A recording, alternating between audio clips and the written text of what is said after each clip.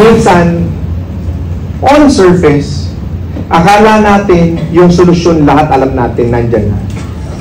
But deep inside, you are really broken. Kaya hindi ka maka-execute.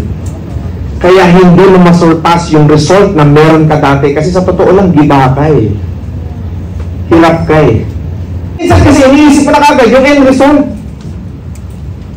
Okay naman na mag-isip tayo ng end result, kaso nga lang, nakalimutan mong i-apply, nakalimutan mong mag-execute muna. Tama na mag-goal set. Tama yun. Walang mali nun. Kaso nga lang yung goal setting mo, it will never stand alone. Kailangan mo ng action, kailangan mo rat-rat. Alam mo ginagawa ko? What works? Ask me what? Ask me what? Kasabay ng goal setting, tinatrabaho ko na. Alam ko na yung end goal. I know in the nearest future, I will become a billionaire. In the nearest, sobrang lapit na. But the question is, humihinto ba ako? Hindi. I never stop working. Paano nyo si Crisel araw-araw kung nasaan ako? Ang dami kong ginagawa every single day. Ang dami kong ginagawa. Pero pag nandiyan yung oportunidad, I never sleep. Lagi ako nagtatrabaho. Ang mahirap kasi sa'yo, wala ka pang pera, tamad ka na. Aray ko. Tapos ang post sa Facebook, feeling inspired ang walang yak. Feeling motivated ang walang yak, naka-hashtag pa. Kung ngayon, trabahuin mo. Trabahuin mo talaga. Mamaya o bukas, apply. Ads. Unang process sa ads. Ano sabi ni Boss Lean? Gawa ng content. O ano mas matipid? Gawa mo na ng content. Cellphone lang yan eh. Pili ka na maliwanag na angulo. Wala ka pang pambili ng ilaw, gamitin mo yung sunlight. Wala ka pang pambili ng camera, gamitin mo yung cellphone.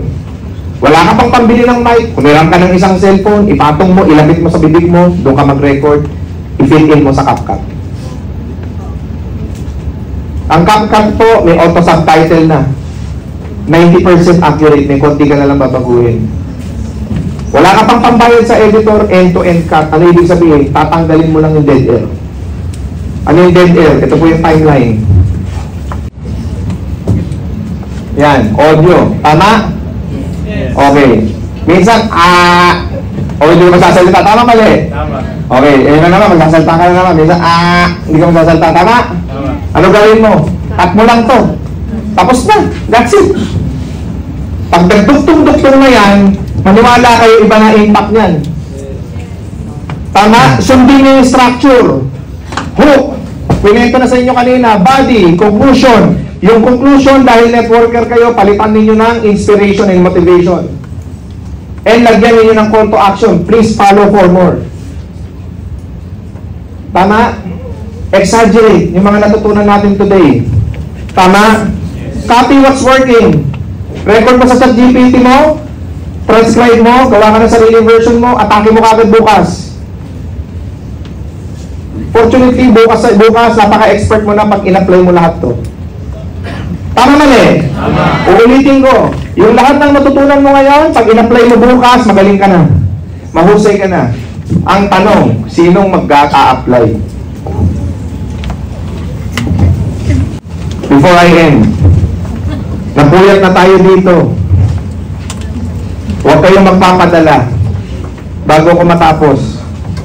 Gusto ko lang iwan sa inyo itong mensahe na to. Again, kagaya ng sinabi ko sa inyo kanina, once upon a time, I'm with you guys. I'm with you. But this is what I'm really proud of. Kung hindi ako dumaan sa journey ng multi-level marketing, wala pong Boss RDR ngayon.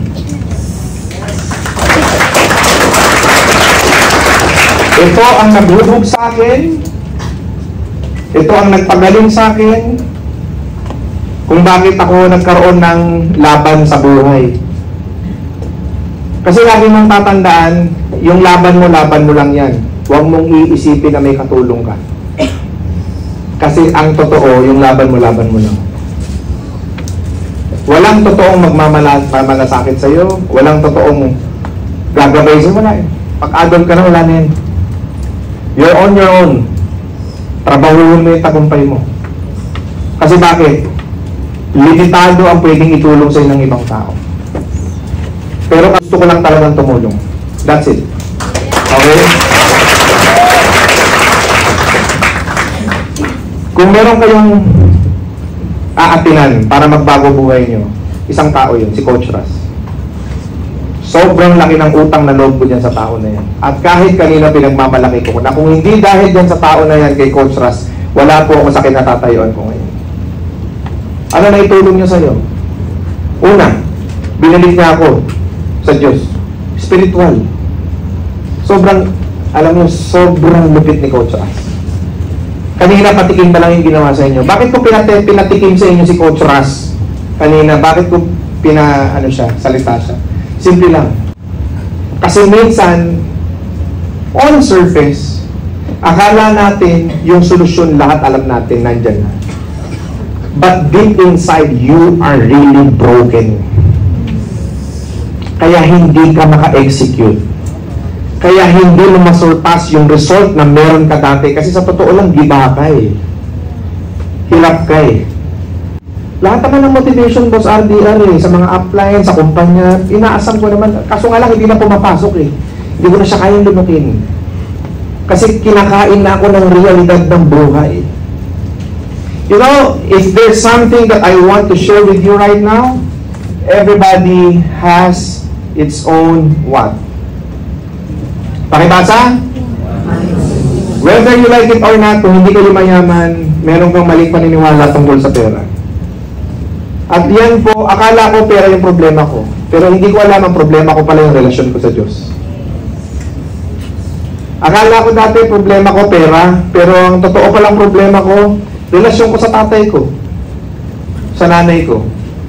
Akala ko dati ang problema pera, pero ang totoo palang problema, hindi na pala ako nag-grow. Masyado akong stress. Akala ko problema, pero ang problema pala yung katawan ko. I'm not healthy. I'm not capable. I am not worthy. So what does it mean? Kung gusto mong yumaman, that's the reason why I strongly recommend Coach Ras to attend one of his training. If you want to attend one of his training, contact us. Kasi po pwede ko kayong ilabi doon, makapasok kayo doon sa mga program nila nakatulong sa akin, which is Discovery. Wala akong makukuha ditong anything, ito ay paglilingkod ko sa kanya. Tulong niya sa akin. Before I end, check on yourself. What is the reason why you cannot continue? What is the reason why you cannot just follow through? Maganda ba yung oportunidad na kinalalagyan natin? Oo naman. I can assure you, maganda yung oportunidad na kinalalagyan nyo. Is it stable? For 17 years, nag-exist yung company ninyo? I believe so. It is. Now, before I end,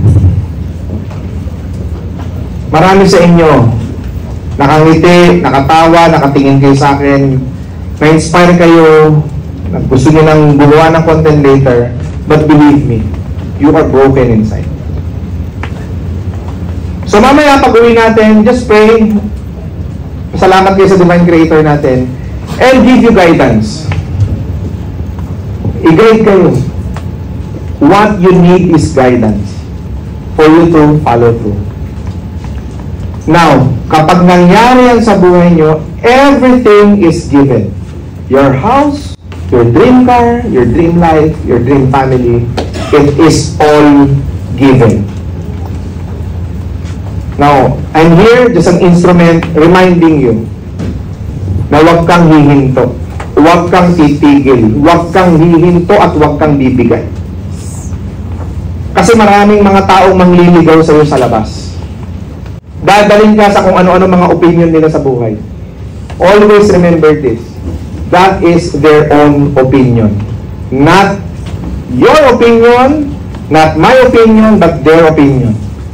Everybody is entitled with their own opinion. But what matters most is ikaw. So with that, maraming salamat sa inyo mga boss. Please follow for more.